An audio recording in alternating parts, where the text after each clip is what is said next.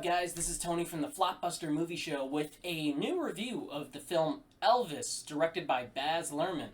Now, initially, I wasn't going to review Elvis, but that totally changed once I saw the movie, and I wanted to give you my quick thoughts on the film. Now, Elvis is a film that I was initially, quite excited for. It's been in the works for some time now, but Baz Luhrmann was the part of it that kind of made me scratch my head.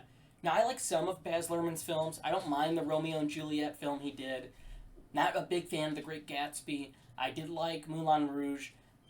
But it started to make sense to me when I saw the trailers and what he was going for. And his style is very much in your face and loud. And there's quick cuts and there's edit and the big editing. And it dawned on me why the match for them makes sense. So Elvis follows Colonel Tom Parker. It's his point of view as he recounts the events of how he met Elvis, how he became his manager, and Elvis's rise to stardom and then downfall. There was a bunch of stuff that I didn't know took place with that character and that person who's a real-life scumbag, and in the movie he's portrayed by Tom Hanks. Now, this is a role that a lot of people are a bit split on. Tom plays it very over the top. It's very gaudy. There's a bunch of makeup and prosthetics he's wearing. For me, in the movie, he works very well because of how over the top the film is. And that character is such a sleazeball, I kind of bought into him being this over the top cartoon comic book villain. Because the whole movie is shot like a comic book film. There's quick cuts, there's flashy camera editing, everything about it, the cinematography, the music choices, there's a bit of modern music in it, which Baz Luhrmann loves to do. His overall directing in this is very quickly paced. It's almost like he's pumping adrenaline straight to the heart of you, which also brings Austin Butler's performance into the spotlight in the best way possible. Austin Butler's amazing in this movie. I mean, for me, he might be the front runner for Best Actor so far. I mean, we got a long year ahead of us. Oscar season's around the corner. There's a lot of movies coming out. But so far, his performance is next level. By the middle of the movie, once we get into the second half, I really bought into this guy being Elvis. I had to do a double take. But the way he moves around, his singing, the dancing, playing the guitar, everything, the sweatiness, the kung fu moves, all of it works, especially in that second half. So I was completely blown away by Austin Butler. He's somebody that I saw in Once Upon a Time in Hollywood. Love him in that movie. Thought he was great interplaying with Cliff Booth in that. But here, this is a star-making performance. He's incredible. He's electric in this. But somebody else that really surprises me, which again, at first I was scratching my head about this, is Baz Luhrmann, his direction. It makes sense.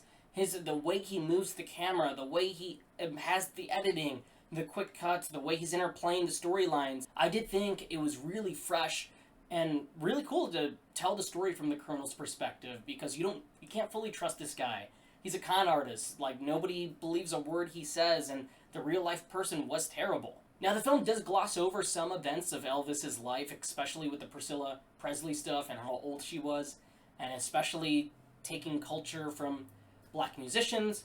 But the movie does touch on that a little bit, but it really does gloss over some facts, especially with Priscilla Presley, who did feel like a non-character in the movie to me for most of the runtime, up until a very specific heartfelt scene in the third act, which worked really well. This is where Austin Butler really just overtakes the movie. That third act is something special. I will say, if you do not like biopics, you're probably not going to like this movie. If you're not a fan of Elvis or his history, you're probably not going to like this movie. And if you're not a fan of Baz Luhrmann, it's not for you. But if you want to see something pretty unique in terms of the Elvis mythology, this film portrays him as almost like this tragic folk hero. And I thought that was a cool twist. I thought that was a unique perspective to have. And it helps that Baz Luhrmann is not from America. So to a lot of non-Americans, that's probably the way they saw this larger-than-life icon. Overall, I was kind of blown away by how much I really dug this movie. It runs at about 159 minutes. For me, it flies by. I know the runtime isn't working for some folks. For me, I could have watched an extra 30 minutes. I could have seen an R-rated cut of this. I really enjoyed it that much, but it's that second half, by the time we get into the 60s and everything that was going on with Elvis, the paranoia and people leaving him, and the way the Colonel was just having his web of lies all over him, just that second half of the film just like really blows it out of the water into something truly special. But again, guys, it's Austin Butler that's carrying this movie. He really shines in this. I was super like pleased walking out of it. Like, I liked it way better than I thought I would. It's loud, it's gaudy, it's eccentric, but it's totally Elvis and it works. Overall, I'm going to give this a 4 out of 5. I'm really happy with the way this movie turned out. I thought the performances were great. I thought Tom Hanks did fine. Like, again, this is a very divisive performance. I've seen some people say he should be nominated for a Razzie, and some people say they totally dug it and they loved it.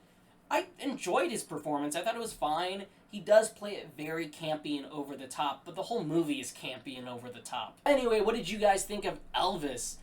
Let me know in the comments. Let's talk about it, because there's certain things, especially in that second half, that I just absolutely adored how they handled it. All the Vegas stuff was awesome. Make sure to like, comment, subscribe, share, and we'll see you every Thursday.